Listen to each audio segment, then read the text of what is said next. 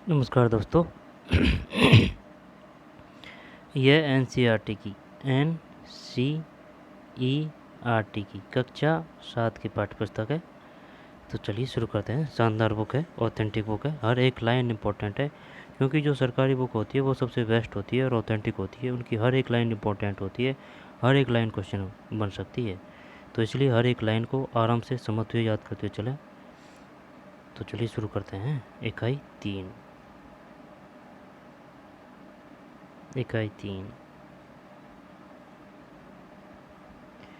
लिंगबोध gender शिक्षकों के लिए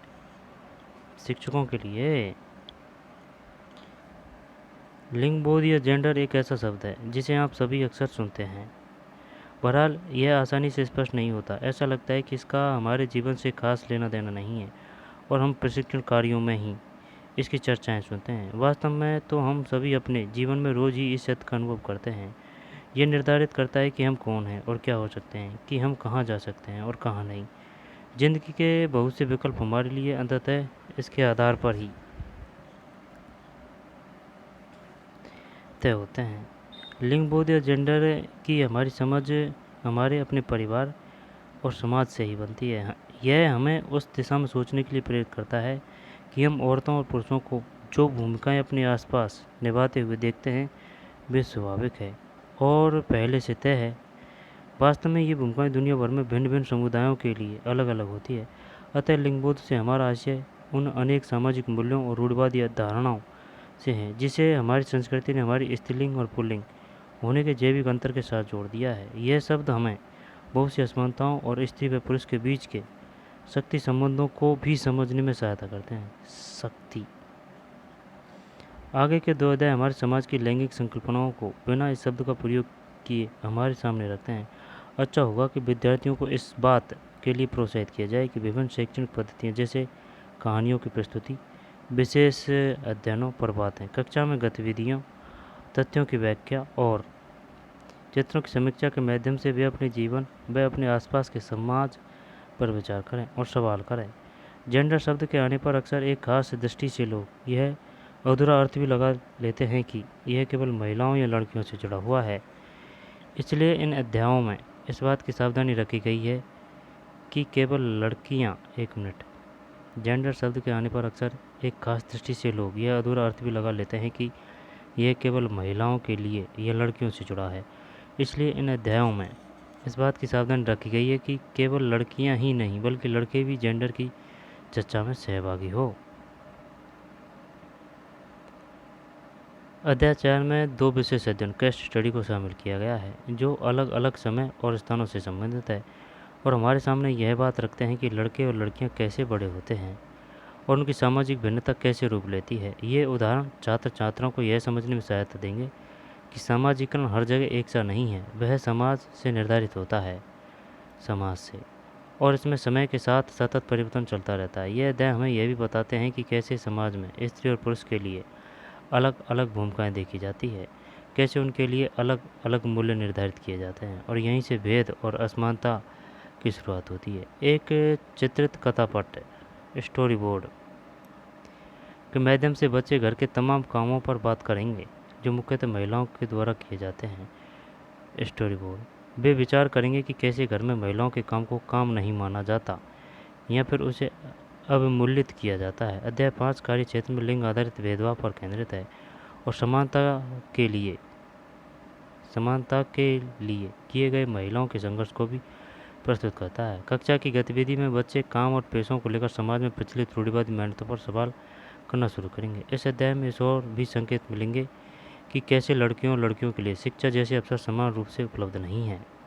19वीं और 20वीं सदी की 2 महिलाओं के जीवन की कहानियों में बच्चे देखेंगे कि इन स्त्रियों के लिए मुक्ति का संघर्ष कैसे शुरू हुआ और लिखाई पढ़ाई सीखने ने इनके जीवन को कैसे बदला। बड़े परिवर्तन सामान्यतः सामूहिक संघर्ष से ही होते हैं। इस अध्याय के अंत में एक चित्र निबंध है जो स्त्री आंदोलन द्वारा परिवर्तन के लिए उपयोग में लाई गई नीतियों के उदाहरण प्रस्तुत करता है। अध्याय 4 अध्याय 4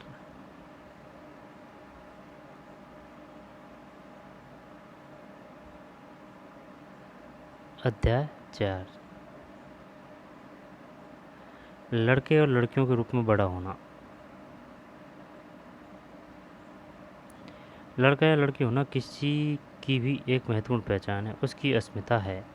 जिस समाज के बीच हम बड़े होते हैं वह हमें सिखाता है कि लड़के और लड़कियों का कैसा व्यवहार स्वीकार करने योग्य है, उन्हें क्या करना चाहिए और क्या नहीं। हम प्राय यही सोचते हुए बड़े होते हैं कि ये बातें सब जगह बिल्कुल एक सी है, परंतु क्या सभी समाजों में लड़के और लड़कियों के प्रति एक जैसा ही नज़रिया है? इस पाठ में हम इसी प्रश्न का उत्तर जानने की कोशिश करेंगे।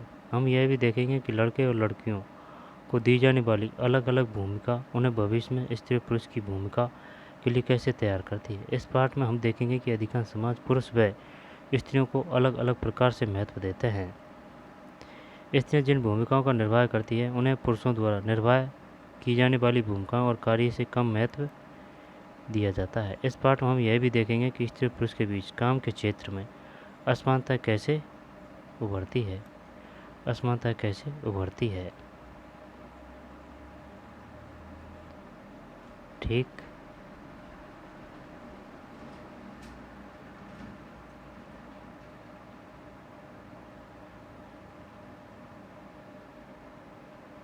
आगे चलते हैं। 1920 के दशक में सामोआ द्वीप में बच्चों का बड़ा होना। बच्चा स्मार्ट है भाई। कक्षा 7 का सामोआ छात्र अपने विद्यालय की वर्दी में। विद्यालय की वर्दी है। बच्चे मन के सच्चे होते हैं, है ना। बड़ा होना। सामोआ द्वीप प्रशांत महासागर के दक्षिण में स्थित छोटे छोटे द्वीपों के समूह का ही एक भाग है। सामोआ। सामोअन समाज पर किए गए अनुसंधान की रिपोर्ट के अनुसार 1920 के दशक में बच्चे स्कूल नहीं जाते थे। वे बड़े बच्चों और वयस्कों से बहुत सी बातें सीखते थे, जैसे छोटे बच्चों की देखभाल या घर का काम कैसे करना आदि। द्वीपों पर मछली पकड़ना बड़ा महत्वपूर्ण कार्य था, इसलिए किशोर बच्चे मछली पकड़ने के लिए सुदूर यात्रा पर जाना सीखते थे। लेकिन ये बातें वे अपने बचपन के अलग अलग समय पर सीखते थे। छोटे बच्चे जैसे ही चलना शुरू कर देते, उनकी माताएं या बड़े लोग उनकी देखभाल करना बंद कर देते थे। यह जिम्मेदारी बड़े बच्चों पर आ जाती थी, जो प्राय स्वयं ही 5 वर्ष के आसपास की उम्र के होते। लड़के और लड़कियां दोनों अपने छोटे भाई बहनों की देखभाल करते थे। लड़के, एक मिनट, है ना, जो प्राय स्वयं 5 वर्ष के आसपास की उम्र के होते थे। लड़के और लड़कियां दोनों अपने छोटे भाई बहनों की देखभाल करते थे। लेकिन जब कोई लड़का लगभग 9 वर्ष का हो जाता था, वह बड़े लड़कों के समय सम्मिलित हो जाता था और बाहर के काम सीखता था, जैसे मछली पकड़ना और नारियल के पेड़ लगाना आदि। लड़कियां जब तक 13-14 साल की नहीं हो जाती थी, छोटे बच्चों की देखभाल और बड़े लोगों के छोटे मोटे कार्य करती रहती थी। लेकिन एक बार जब वे 13-14 साल की हो जाती थी, वे अधिक स्वतंत्र होती थी। लगभग 14 वर्ष की उम्र के बाद वे भी मछली पकड़ने जाती थी, बागानों में काम करती थी और डलिया डलिया डलिया डलिया बुनना सीखती थी। खाना पकाने का काम अलग से बनाए गए रसोई घरों में ही होता था, जहाँ लड़कों को ही अधिकांश काम करना होता था और लड़कियां उनकी मदद करती थी। ठीक है। 1960 के दशक में मध्य प्रदेश में पुरुष के रूप में बड़ा होना। कक्षा 7 का सोमा छात्र अपने विद्यालय की वर्दी में। आपके बड़े होने के अनुभव सामूहिक के बच्चों और किशोरों के अनुभव से किस प्रकार भिन्न है? इन अनुभवों में वर्णित क्या कोई ऐसी बात है जिसे आप अपने बड़े होने के अनुभव में शामिल करना चाहेंगे? पहले भाई साहब, सरकारी स्कूलों की ड्रेस घाघरी थी, शर्ट और घाघरी, नीली शर्ट और ये बैंगनी कलर की घाघरी थी, और लड़कों की नीली शर्ट और खाकी का पैंट या फिर पजामा, नेकर बोलते थे। ठीक। लड़कियां स्कूल जाती हुई समूह बनाकर चलना क्यों पसंद करती है? 1960 के दशक में मध्य प्रदेश में पुरुष के रूप में बड़ा होना है। निम्नलिखित आलेख 1960 में मध्य प्रदेश के एक छोटे शहर में रहने और स्कूल जाने के वर्णन से लिया गया है। कक्षा 6 में आने के बाद लड़के और लड़कियां अलग अलग स्कूलों में जाते थे। लड़कियों के स्कूल लड़कों के स्कूल से बिल्कुल बिल्कुल बिल्कुल अलग ढंग से बनाए जाते थे। उनके स्कूल के बीच में एक आंगन होता था। 1 मिनट। 1960 में मध्य प्रदेश के एक छोटे शहर में रहने और स्कूल जाने के वर्णन से लिया गया है। कक्षा 6 में आने के बाद लड़के और लड़कियां अलग अलग स्कूलों में जाते थे। लड़के और लड़कियां अलग अलग में क्यों? 1960 की बात है। MP। लड़कियों के स्कूल लड़कों के स्कूल से बिल्कुल अलग ढंग से बनाए जाते थे। उन्हें स्कूल के बीच में एक आंगन होता था जहां वे बाहरी दुनिया से बिल्कुल अलग रहकर स्कूल की सुरक्षा में खेलती थी। लड़कों के स्कूल में ऐसा कोई आंगन नहीं होता था, बल्कि उनके खेलने का मैदान बस एक बड़ा सा खुला स्थान था जो स्कूल से लगा हुआ था। हर शाम स्कूल के बाद लड़के और सैकड़ों लड़कियां की भीड़ को सकरी गलियों से जाते हुए देखते थे। सड़कों पर जाती हुई ये लड़कियां बड़ी गंभीर दिखती थी। यह बात लड़कों से अलग थी, जो सड़कों को अनेक कामों के लिए उपयोग करते हैं, जैसे यूं ही खड़े खड़े खाली समय बिताने के लिए, दौड़ने और खेलने के लिए, साइकिल चलाने के कर्तव्यों को आजमाने के लिए। लड़कियों के लिए गली सीधी घर पहुंचने का एक माध्यम थी। लड़कियां हमेशा समूह में जाती थी। शायद उनके मन में यह डर रहता था कि कोई उन्हें छेड़ न दें या उन पर हमला न कर दें। ऊपर के 2 उदाहरणों को पढ़ने के बाद हमें लगता है कि बड़े होने के भी कई तरीके हैं। हम प्राय सोचते हैं कि बच्चे एक ही तरीके से बड़े होते हैं। ऐसा इसलिए है क्योंकि हम अपने अनुभवों से ही सबसे ज़्यादा परिचित होते हैं। यदि हम अपने परिवार के बुजुर्गों से बात करें तो पाएंगे कि उनका बचपन शायद हमारे बचपन से बहुत भिन्न था। हम यह भी अनुभव करते हैं कि समाज लड़के और लड़कियों में स्पष्ट अंतर करता है। यह बहुत कम आयु से ही शुरू हो जाता है। उदाहरण के लिए उन्हें खेलने के लिए भिन्न खिलौने दिए जाते हैं। लड़कों को प्राय खेलने के लिए कारें दी जाती है और लड़कियों को गुड़ियाँ। हम यह भी अनुभव करते हैं कि समाज लड़के और लड़कियों में स्पष्ट अंतर करता है। यह बहुत कम आयु से ही शुरू हो जाता है। उदाहरण के लिए उन्हें खेलने के लिए भिन्न खिलौने दिए जाते हैं। लड़कों को प्राय खेलने के लिए कारें दी जाती है, लड़कियों को गुड़िया।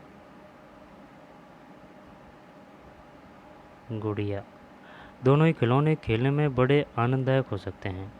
फिर लड़कियों को गुड़िया और लड़कों को कारें क्यों दी जाती है? खिलौने बच्चों को यह बताने का माध्यम बन जाते हैं कि जब वे बड़े होकर स्त्री पुरुष बनेंगे तो उनका भविष्य अलग अलग होगा। अगर हम विचार करें तो यह अंतर प्राय प्रतिदिन की छोटी छोटी बातों में बना कर रखा जाता है। लड़कियों को कैसे कपड़े पहनने चाहिए, लड़के पार्क में कौन से खेल खेलें, लड़कियों की धीमी आवाज़ में बात करनी चाहिए, लड़कों को रूप से। ये सब बच्चों को यह बताने के तरीके हैं कि जब वे बड़े होकर स्त्री पुरुष बनेंगे तो उनकी विशेष भूमिकाएं होगी। बाद के जीवन में इसका प्रभाव हमारे अध्ययन के विषयों या व्यवसाय के चुनाव पर भी पड़ता है।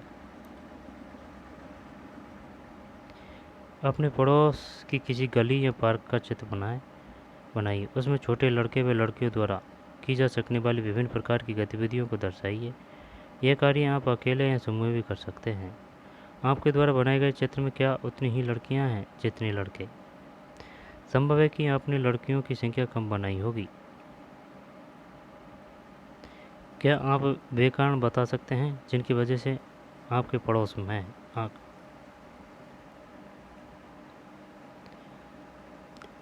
दोबारा से हैं? यहाँ से समझ पे आधारित क्वेश्चन बनेगा, कथन कारण वाला। अपने पड़ोस की किसी गली या पार्क का चित्र बनाइए। उसमें छोटे लड़के व लड़कियों द्वारा की जा सकने वाली विभिन्न प्रकार की गतिविधियों को दर्शाइए। यह कार्य आप अकेले या समूह में भी कर सकते हैं। आपके द्वारा बनाए गए चित्र में क्या उतनी ही लड़कियां हैं जितने लड़के? संभव है कि आपने लड़कियों की संख्या कम बनाई होगी। क्या आप वे कारण बता सकते हैं जिनकी वजह से आपके पड़ोस में सड़क पर, पार्कों और बाजारों में देर शाम या रात के समय स्त्रियां तथा लड़कियां कम दिखाई देती है? क्या लड़के और लड़कियां अलग अलग कामों में लगे हैं? क्या आप विचार करके इसका कारण बता सकते हैं? यदि आप लड़के और लड़कियों के स्थान परस्पर बदल देंगे, अर्थात लड़कियों के स्थान पर लड़कों और लड़कों के स्थान पर लड़कियों को रखेंगे तो क्या होगा? व्यवस्था भंग हो जाएगी भाई साहब। विषयों का व्यवसाय के चुनाव पर भी पड़ता है। और थोड़ी ऊपर,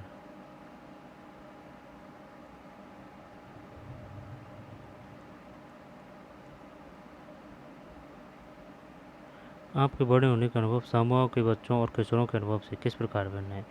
इन अनुभवों में वर्णित क्या कोई ऐसी बात है जिसे आप अपने बड़े होने के अनुभव में शामिल करना चाहेंगे?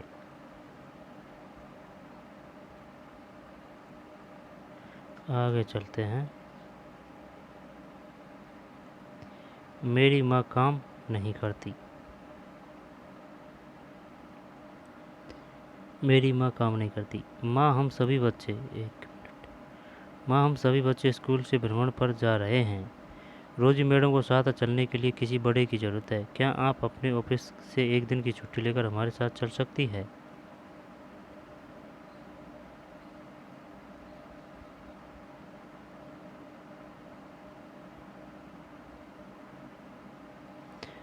वैसे हरमित की माँ हमेशा ऐसे समय पर हमारे साथ जाती है क्योंकि वे कोई काम नहीं करती। सोनाली, तुम ऐसा कैसे कह सकती हो? तुम जानती हो जसप्रीत आंटी रोज़ सुबह 5 बजे उठ जाती है और घर भर के सारे काम करती है। हाँ, पर वे कोई काम तो नहीं है न, ये तो बस घर के काम है। ओए, क्या तुम वाकई ऐसा ही सोचती हो? चलो ऐसा करते हैं कि जसप्रीत के घर चलते हैं और उससे पूछते हैं कि वे खुद क्या सोचती है। मम्मी बोल रही है। श्री सिंह के घर पर हर्षन सोनाली सोचती है कि आपकी पत्नी कोई कामकाजी महिला नहीं है। पर आंटी, क्या वाकई ये ठीक नहीं है? मेरी माँ तो घरेलू महिला है, कोई काम कहाँ करती है। हाँ हाँ, है ना। जो जसप्रीत, यदि ऐसा है तो तुम कुछ आराम क्यों नहीं करती और एक बार ज़रा इन्हें भी सब कुछ खुद करने दो। क्या बात है? ठीक, मैं कल हड़ताल पर चली जाती हूँ। ठीक है ना, हड़ताल पर चली जाती हूँ। वाह, कितना मज़ा आएगा। कल हम पापा के साथ मिलकर सारा काम संभालेंगे। अगली सुबह 7:30 बजे। हे भगवान, समय तो देखो, मेरा नाश्ता कहाँ है और बच्चे अभी तक तैयार क्यों नहीं हुए? मैं क्या जानूँ, याद है न, मैं तो हड़ताल पर हूँ। आज तो मंगला ने भी छुट्टी ले रखी है। ठीक है। ओहो, यह तो स्कूल बस थी। अब तो मुझे बच्चों को कार से ही स्कूल छोड़ना पड़ेगा। बस निकल गई भाई। फिर जल्दी करो, जल्दी, और हरप्रीत को कहो कि वह पंप का स्विच ऑन करे। लेकिन बच्चों के लंच बॉक्स का क्या होगा? अरे यह भी उसके बारे में अरे यह भी उसके बारे में भूल जाओ।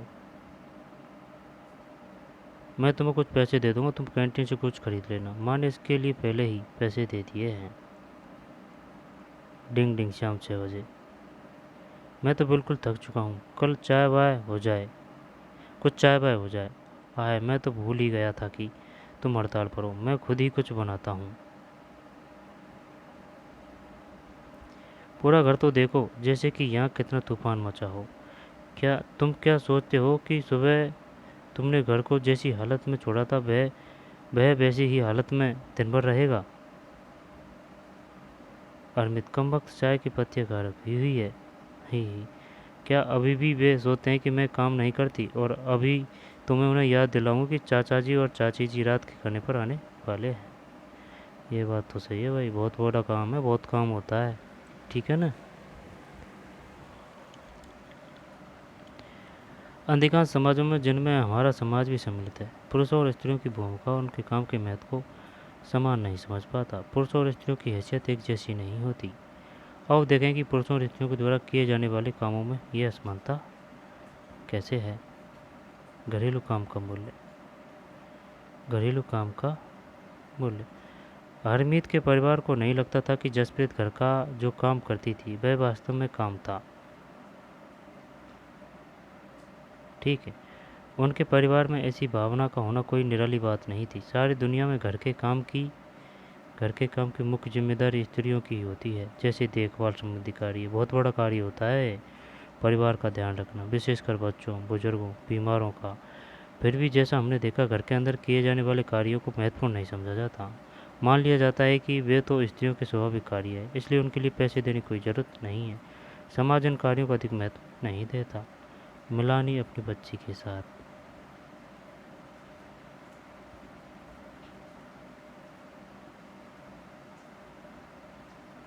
घर पर कार्य करने वालों का जीवन। उपयुक्त कहानी में केवल हरमित की माँ ही घर के काम नहीं करती थी, काफ़ी सारा काम मंगला करती थी जो उनके घरेलू काम में मदद के लिए लगाई गई थी। बहुत से घरों में, विशेषकर शहरों और नगरों में, लोगों को घरेलू काम के लिए लगा लिया जाता है। वे बहुत काम करते हैं: झाड़ू लगाना, सफाई करना, कपड़े और बर्तन धोना, खाना पकाना, छोटे बच्चों बुजुर्गों की देखभाल करना आदि।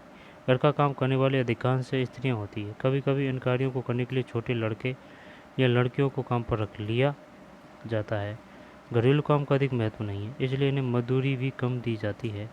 घरेलू काम करने वालों का दिन सुबह 5 बजे से शुरू होकर देर रात 12 बजे तक भी चलता है। भाई इतनी हार्ड मेहनत, जी तोड़ मेहनत करने के बावजूद प्राय उन्हें नौकरी पर रखने वाले उनसे सम्मानजनक व्यवहार नहीं करते। ये गलत है। दिल्ली में घरेलू काम करने वाली एक स्त्री मेलानी ने अपने अनुभव के बारे में इस तरह बताया। घरेलू काम करने वाली: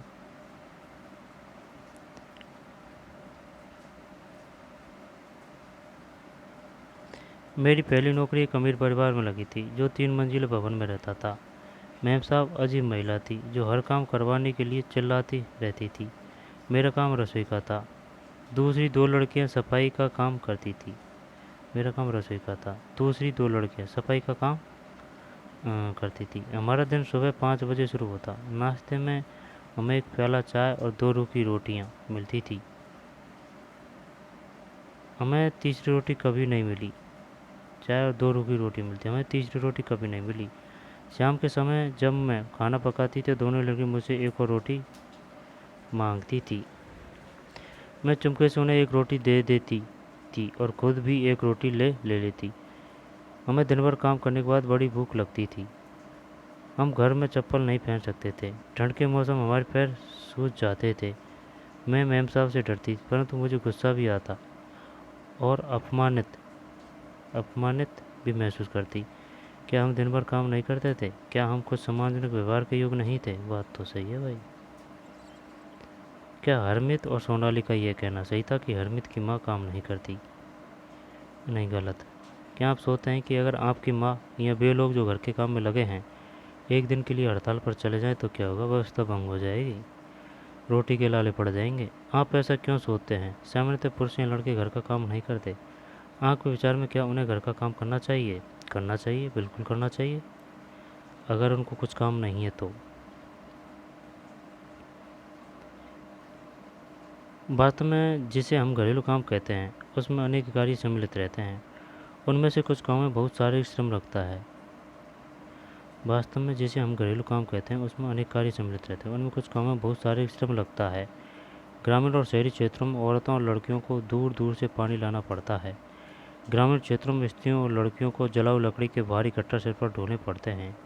कपड़े धोने, सफाई करने, झाड़ू लगाने, वजन उठाने के कामों में झुकने, उठाने और सामान लेकर चलने की ज़रूरत होती है। बहुत से काम जैसे कि खाना बनाने आदि में लंबे समय तक घर में चूल्हे के सामने खड़ा रहना पड़ता है। स्त्रियां जो काम करती है वह भारी और थकान वाला शारीरिक काम होता है। बात तो सही है भाई, जबकि हम आमतौर पर सोचते हैं कि पुरुष ही ऐसा काम कर सकते हैं। घरेलू और देखभाल के कामों का एक अन्य पहलू जिसे हम महत्व नहीं देते वह है इन कामों में लगने वाला लंबा समय। वो ऐसे ही है, आधी घंटा कुछ काम किया, आधी घंटा कुछ काम किया, आधी कुछ घंटा कुछ काम किया, आधी घंटा कुछ काम किया। जैसे कि गोबर नाका, खाना बनाया या फिर आटा पीसा या फिर पानी भरा या फिर झाड़ू लगाया या फिर चारा लाया या फिर चारा की कुट्टी की और फिर दूध निकाला, दूध को औटाया, फिर दूध को अंदर रखा फिर दूध को जमाया बर्फ़ जो फ्रिज होता है उसमें बर्फ़ जमाई, सुबह फिर वो जो वही छाछ वाछ, यानी कि अलग काम में अलग अलग घरों में कुछ अलग अलग काम हो सकते हैं लेकिन उनमें थोड़ा बहुत ही डिफरेंट होता है। ये ज़्यादातर गाँवों के काम है। आई बात समझ में? घरेलू और देखभाल के कामों का एक अन्य पहलू जिसे हम महत्व नहीं देते वह है इन कामों में लगने वाला लंबा समय। वास्तव में यदि हम स्त्री द्वारा किए जाने वाले घर के और बाहर के कामों को जोड़ें तो हमें पता चलेगा कि कुल मिलाकर स्त्रियाँ पुरुषों से अधिक काम करती है। कुल मिलाकर स्त्रियाँ पुरुषों से अधिक काम करती है। निम्न तालिका में भारत के केंद्रीय सांख्यिकी संगठन द्वारा किए गए विशेष अध्ययन के कुछ आंकड़े 1998-99। देखिए, क्या आप रिक्त स्थानों को भर सकते हैं? हरियाणा और तमिलनाडु राज्यों में स्त्रियां प्रति सप्ताह कुल कितने घंटे काम करती है? इस संबंध में स्त्री और पुरुषों में कितना फर्क दिखाई देता है?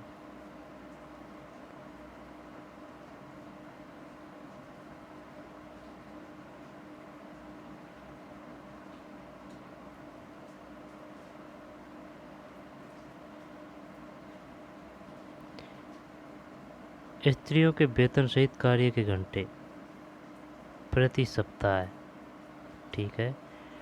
स्त्रियों के अवैतनिक घरेलू काम के घंटे प्रति सप्ताह, स्त्रियों के कुल काम के घंटे, पुरुषों के वेतन सहित कार्य के घंटे प्रति सप्ताह, पुरुषों के अवैतनिक घरेलू काम के घंटे प्रति सप्ताह, पुरुषों के कुल काम के घंटे। हरियाणा 23, तमिलनाडु 19। स्त्रियों के वेतन सहित कार्य के घंटे प्रति सप्ताह 23 हरियाणा में। स्त्रियों के अवैतनिक घरेलू काम के घंटे प्रति सप्ताह 30 है भाई। आई बात समझ में? फिर पुरुषों के वेतन सहित 38 है और 2 है पुरुषों के कुल काम के घंटे। और तमिलनाडु में 19 है, 19 है भाई सहित कार्य के घंटे प्रति सप्ताह है, यानी कि 19 ही घंटे। अच्छा, जैसे कि 5 5 5 10 5 15 5 चौक 20, यानी 5 घंटे से भी, यानी 3.5 घंटे कुछ ऐसे काम है। हरियाणा में ज़्यादा है, 5 चौक 20 5 25, हाँ 4 4.5 घंटा पर डे। ये सबसे ज़्यादा है 30 और 35, 38 40। महिलाओं का काम और समानता। जैसा कि हमने देखा, महिलाओं के घरेलू देखभाल के कामों को कम महत्व देना एक व्यक्ति या परिवार का मामला नहीं है। यह स्त्री पुरुषों के बीच असमानता की बड़ी सामाजिक व्यवस्था का ही भाग है। इसलिए इसके समाधान हेतु जो कार्य किए जाने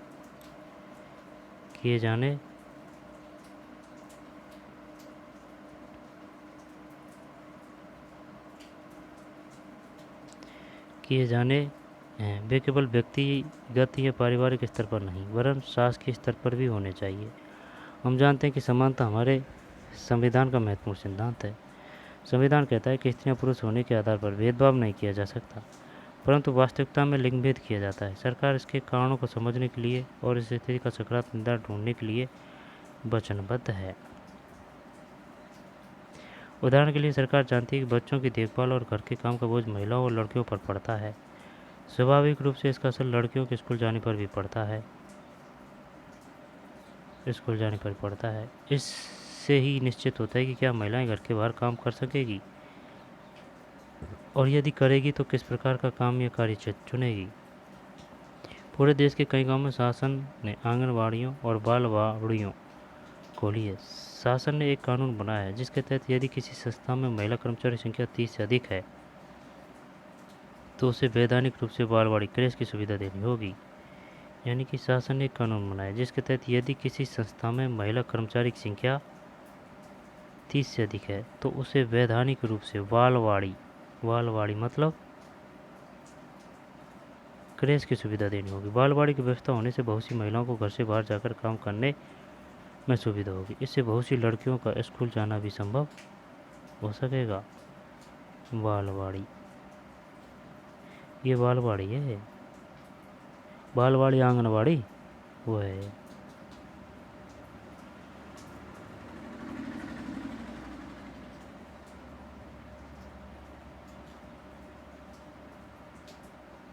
ये खिलौना है तो खिलौना पे सबकी नज़र है खिलौने पे। ये तो रो रहा है, देख इसको भी बच्ची रख रही है, छोटी सी बच्ची रख रही है इसको, छोटा भाई है शायद अपना।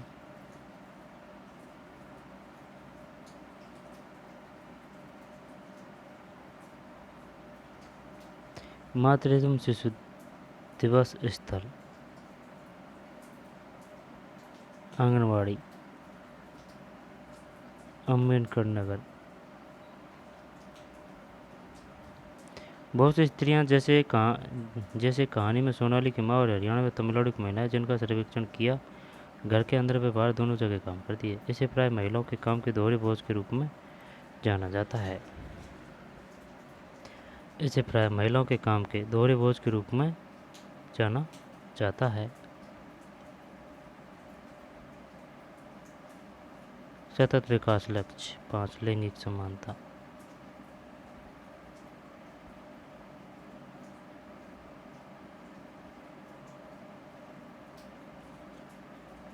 धान की रोपाई कर रही हैं।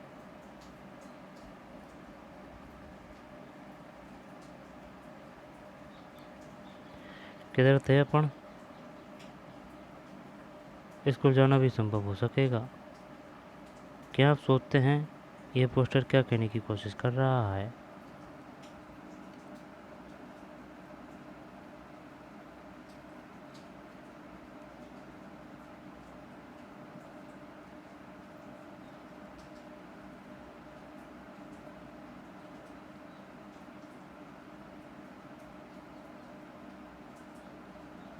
समझ में नहीं है यार बात। इसमें मोटरसाइकिल चला रही है, ये तो दिख रहा है ना।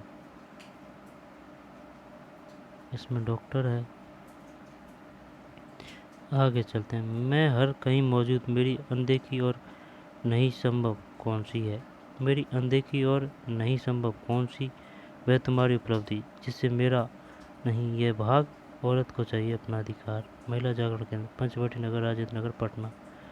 मैं हर कहीं मौजूद मेरी अनदेखी और नहीं संभव कौन सी? वह तुम्हारी उपलब्धि जिसमें मेरा नहीं यह भाग। औरत को चाहिए अपना अधिकार। महिला जागरण केंद्र, पंचवटी नगर, राजेंद्र नगर, पटना। यह पोस्टर बंगाल की महिलाओं के एक समूह ने बनाया है। क्या इसे आधार बनाकर आप कोई अच्छा सा नारा तैयार कर सकते हैं?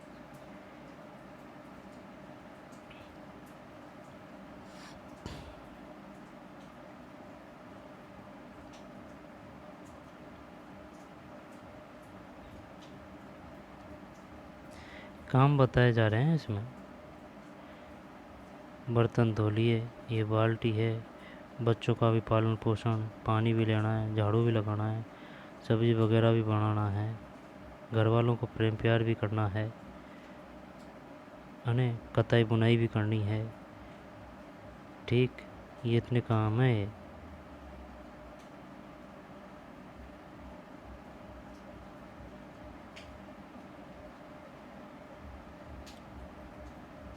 अभ्यास। कुछ रहा हो कुछ छूट का हो उसको देख लेते हैं।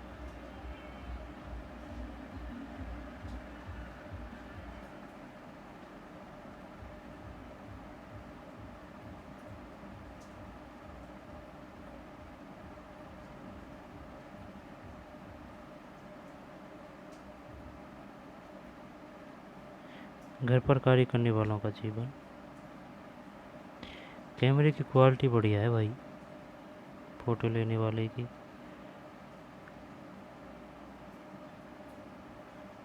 कैनोन का होगा।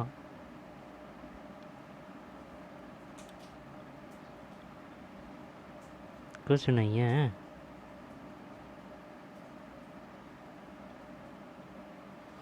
आगे चलते हैं।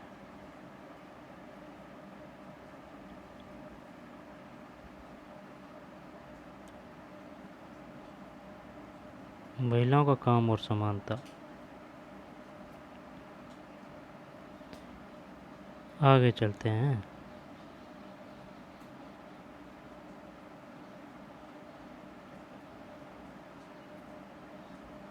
आंगनबाड़ी केंद्र है।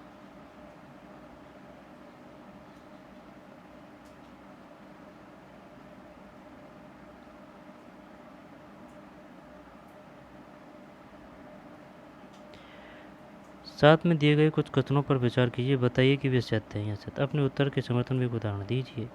घर का काम अदृश्य होता है और उसका कोई मूल्य नहीं चुकाया जाता। घर के काम शारीरिक रूप से थकाने वाले होते हैं। घर के काम में बहुत समय खप जाता है। सभी सही है भाई।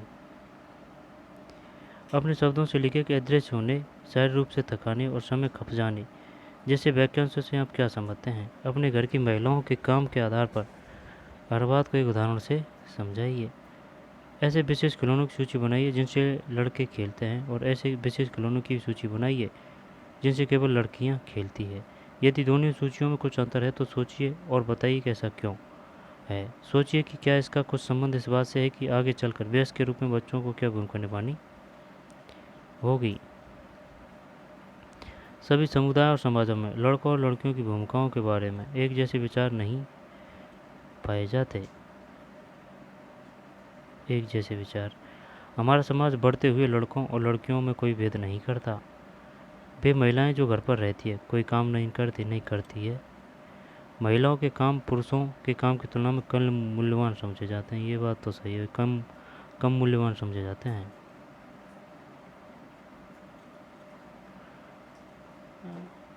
ठीक है, सोचिए कि क्या इसका कुछ संबंध इस बात से है कि आगे चलकर वयस्क के रूप में बच्चों को क्या भूमिका निभानी होगी। अगर आपके घर में या आसपास के घर के कामों में मदद करने वाली कोई महिला है तो उनसे बात कीजिए, उनके बारे में थोड़ा और जानने की कोशिश कीजिए। उनके घर में कौन कौन हैं, वे क्या करते हैं, उनका घर कहाँ है, वे रोज़ कितने घंटे तक काम करती है, वे कितना कमा लेती है। इन सारे विवरणों को शामिल कर एक छोटी सी कहानी लिखिए। शब्द संकलन।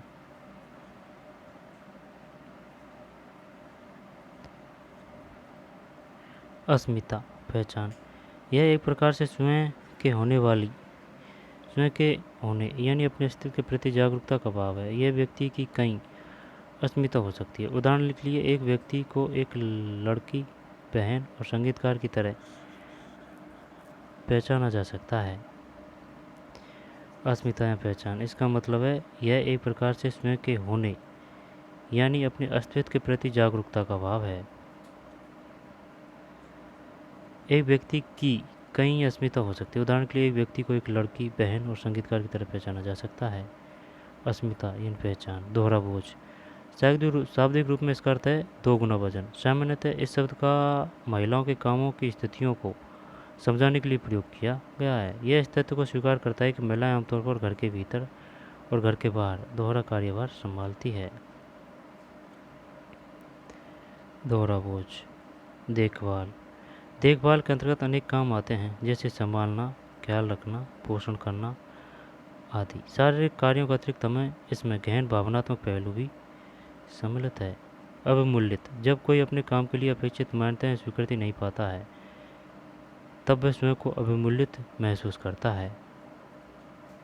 उदाहरण के लिए देखें, अगर कोई लड़का अपने मित्र के लिए घंटों सोच विचार कर बहुत खोजकर एक उपहार बनाता है और उसका मित्र उसे देखकर कुछ भी न कहे तो ऐसे में पहला लड़का अवमूल्यित महसूस करता है।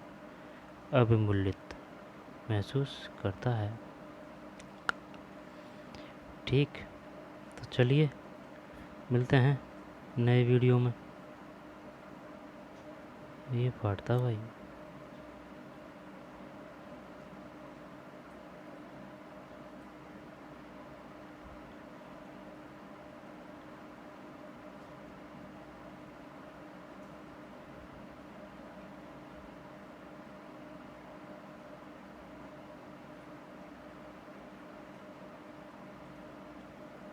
तो चलिए मिलते हैं नए वीडियो में। धन्यवाद।